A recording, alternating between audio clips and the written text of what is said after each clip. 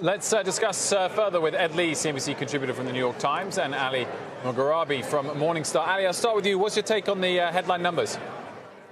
I think they were pretty positive. I think the main thing that two things that really stood out. One is the ARPU, or the average revenue per user, or user monetization. That continues to grow, and it came out better than expected. We think that's pretty positive, especially taking into account or assuming that the user growth rate may slow down a little bit. And also user engagement. So if you look at basically the ratio of daily average users over monthly average users, I think that's increased slightly from the last quarter and from last year. So overall, it looks pretty positive, and looks like these guys continue to attract user attention. So, I mean, clearly the numbers are good, as you said. What about the headline that it was informed in July that the DOJ would launch an antitrust investigation into the company? I mean, does that put a cloud over it? Yeah, I think it does. I think to a certain extent it does. I think it may limit the upside for the stock in the near term and also in the long run. A couple of things to take into account is that for antitrust, the investigation itself, the negative headlines that are associated with it, could pressure the stock.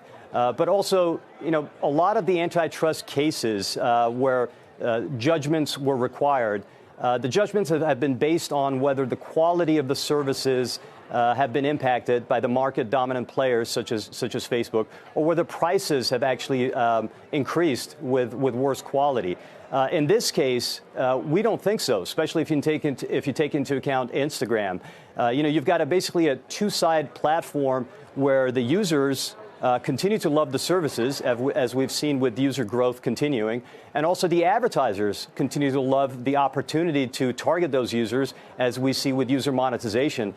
So it's, in our opinion at least, it may be a little bit tough to make that antitrust argument against Facebook.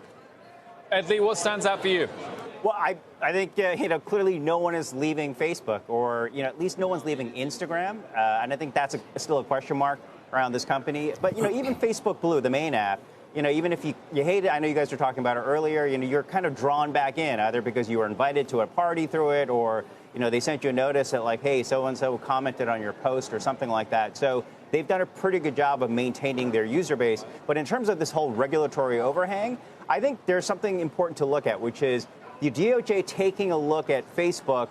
Makan Delarahim, the lead antitrust executive, he's a conservative. And when it comes to antitrust, what that generally means is he doesn't like government getting into the behavioral remedies around Facebook. So what we saw with the FTC settlement was entirely a behavioral thing, where they're going to appoint a third-party body to kind of oversee your privacy practices. That's the kind of thing Mr. Delarahim doesn't like. So if anything, in the course of their investigation, if there's some kind of settlement or agreement, it's going to come more to something like a divestiture.